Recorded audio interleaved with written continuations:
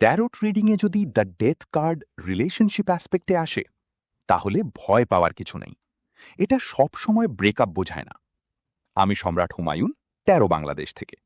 আজ আমি আপনাদের শেখাবো দ্য ডেথ কার্ড রিলেশনশিপে কিভাবে ইন্টারপ্রেট করতে হয়, একদম সহজভাবে। প্রথমে বুঝে নিই রিলেশনশিপ অ্যাসপেক্ট মানে কি। এটা আপনার লাভ লাইফ, কানেকশন এবং ইমোশনাল বন্ডকে বোঝায়। এখন দ্য ডেথ কার্ডের মূল এনার্জি কি? দ্য ডেথ মানে এন্ডিং, ট্রান্সফরমেশন এবং রিবার্থ।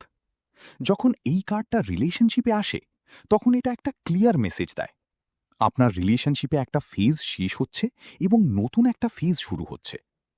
অনেক সময় এটা ওল্ড প্যাটার্ন, টক্সিক হ্যাবিট বা আনহেলদি ডাইনামিকের এন্ডিং বোঝায়। এটা সবসময় ব্রেকআপ না, বরং রিলেশনশিপ ইভলভ করার সিগন্যাল। যদি রিলেশনশিপ অলরেডি উইক থাকে তাহলে এন্ডিং হতে পারে, কিন্তু যদি স্ট্রং বেস থাকে তাহলে ট্রান্সফরমেশন হবে। লাভের ক্ষেত্রে আপনাকে চেঞ্জ অ্যাকসেপ্ট করতে হবে, পুরনো মাইন্ডসেট ছেড়ে নতুনভাবে শুরু করতে হবে। পজিটিভ সাইডে এই কার্ডটা ডিপ হিলিং এবং স্ট্রঙ্গার কানেকশন দেখায়। আপনি এবং আপনার পার্টনার একটা নতুন লেভেলে যেতে পারেন। কিন্তু একটা গুরুত্বপূর্ণ বিষয় মনে রাখবেন, দ্য ডেথ কার্ড রেজিস্ট্যান্স পছন্দ করে না।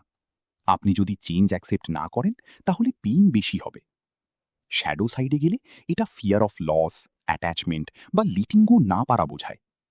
মানে আপনি হয়তো পুরনো জিনিস ধরে রাখছেন যেটা আপনার জন্য আর হেলদি না। বাড়িতে বসে ফ্রিতে রিডিং নিতে এক্ষুনি চলে আসুন www.tarotbd.com এ।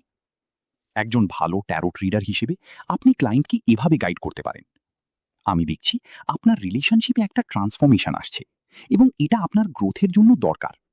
আপনি যদি চেঞ্জ অ্যাকসেপ্ট করেন তাহলে একটা বেটার ফেজ আসবে। আপনার রিডিংয়ে কি কখনো দ্য ডেথ কার্ড এসেছে? কমেন্টে ডেথ লিখুন আর ফলো করুন এমন ইজি ট্যারোট লার্নিংয়ের জন্য।